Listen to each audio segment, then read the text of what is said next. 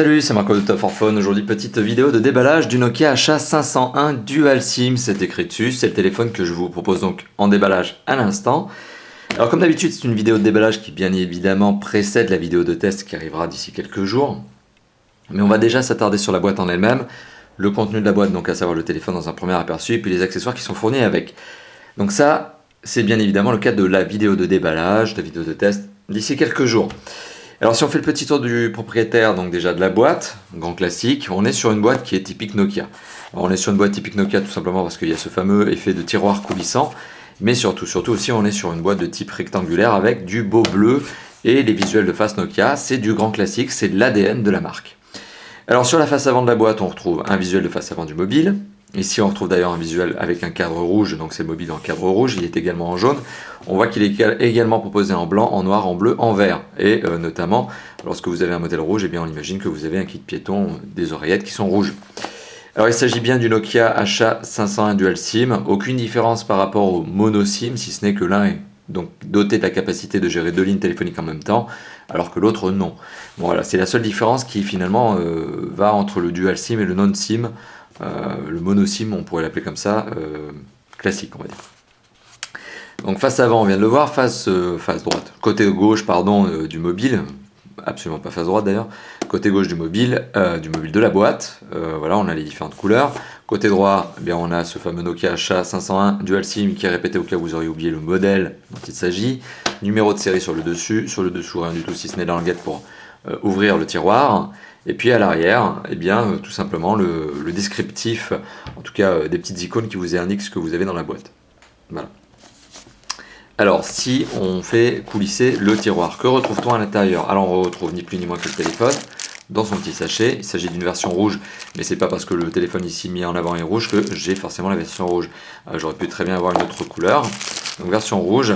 Un téléphone qui, on en avait déjà parlé, est un téléphone compact. C'est un téléphone entrée de gamme, certes, mais qui reprend un certain nombre d'éléments stylistiques de la gamme, notamment Lumia.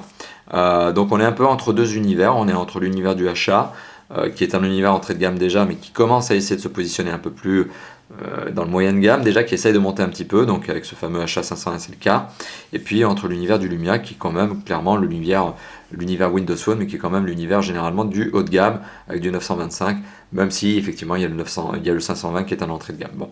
Trêve de parenthèse, effectivement, vous l'avez compris, c'est un petit mobile sympathique. Le look est mignonné, voilà, c'est un bon premier contact. C'est un petit téléphone compact, mais mignonné. Voilà, le rouge est vraiment, j'imagine que vous le voyez très très bien à la caméra, est vraiment vraiment flashy. Hein. Ça claque, c'est vraiment du rouge vif. Donc c'est vraiment l'objectif de Nokia hein, sur sur ce nouveau modèle, c'est d'avoir des couleurs très punchy, très fraîches, quoi, très acidulées presque. Alors le mobile est posé sur un petit berceau en carton, donc je retire le berceau en carton. Qu'est-ce que je retrouve à l'intérieur de la boîte? Donc un guide de démarrage rapide, Nokia HA501 Dual SIM, ce qui vous évoque effectivement que le guide est valable pour les deux versions du téléphone, mono SIM et double SIM. Voilà, donc ça vous dit comment placer vos cartes SIM, comment allumer votre téléphone, bon c'est un guide de démarrage. On retrouve le kit oreillette ici, donc version rouge comme je vous l'ai évoqué, donc qui va en fait tout simplement avec la couleur du téléphone. Si le téléphone avait été noir, le kit piéton aurait été noir.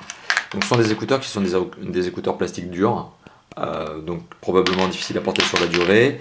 On a un jack 3.5, d'ailleurs on l'entend très bien quand ça tombe, ça fait un bruit bien caractéristique de plastique brut. Hein. On a un jack 3.5, ok, et puis on a l'entrée micro. Alors est-ce que l'entrée micro ici elle est dotée d'un petit bouton on-off? Non, même pas. C'est une entrée micro tout à fait classique. Là aussi vous le voyez, le kit péton est dans un rouge qui claque, un rouge vif. Alors qu'est-ce que l'on a d'autre? On a simplement, on voit, on n'a plus rien d'autre. Un adaptateur secteur, d'ailleurs pour le coup qui est en format UK j'imagine, tout simplement parce que le modèle qu'on a dû me livrer est un modèle qui vient directement du UK. Un adaptateur secteur qui utilise donc une connectique spécifique Nokia sur le téléphone. Après pour le reste ici, normalement si ça avait été la version FR, forcément vous aurez un adaptateur secteur FR français donc. Mais là effectivement, connectique spécifique Nokia. Petit tour du propriétaire du téléphone, effectivement on voit bien qu'il a une connectique micro USB, mais là apparemment l'accessoire n'est pas fourni avec le téléphone. On a la connectique de charge spécifique, celle que je vous évoquais, ce tout petit rond là qui ressemble à un jack mais tout mini, que l'on vient bien évidemment passer ici. Voilà. On a le jack 3.5 qui se retrouve ici. Voilà. Ça s'enclenche parfaitement. La caméra à l'arrière de l'appareil photo, pardon, à l'arrière du mobile, un marquage Nokia dans la masse. Enfin, ici un petit peu gravé. Ici, probablement, ce qui permet d'extraire le cache batterie. Voilà, c'est un support, un bouton qui permet d'extraire le cache batterie. Ok. Bouton de contrôle de volume plus-moins, bouton on-off j'imagine, bouton central pour retour en arrière, ok. Bah, un joli petit mobile, d'ailleurs petite parenthèse, on remarque que le cache batterie peut être enlevé puisque c'est un cache batterie forcément, mais il y a une chose qui ne changera jamais, c'est le bouton qui est ici.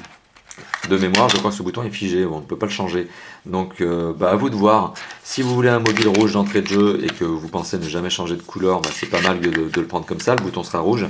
Moi ce que je peux éventuellement vous conseiller, c'est de le prendre en noir, et comme ça vous aurez un bouton noir, mais de jongler avec des coques de différentes couleurs. Donc vous prendrez une version noire, enfin c'est un conseil que je peux vous donner, prendre une version noire, le bouton sera noir, comme le bouton ne bouge pas, il est figé, c'est même pas un bouton en fait, hein, c'est juste un moyen d'extraire le cache batterie.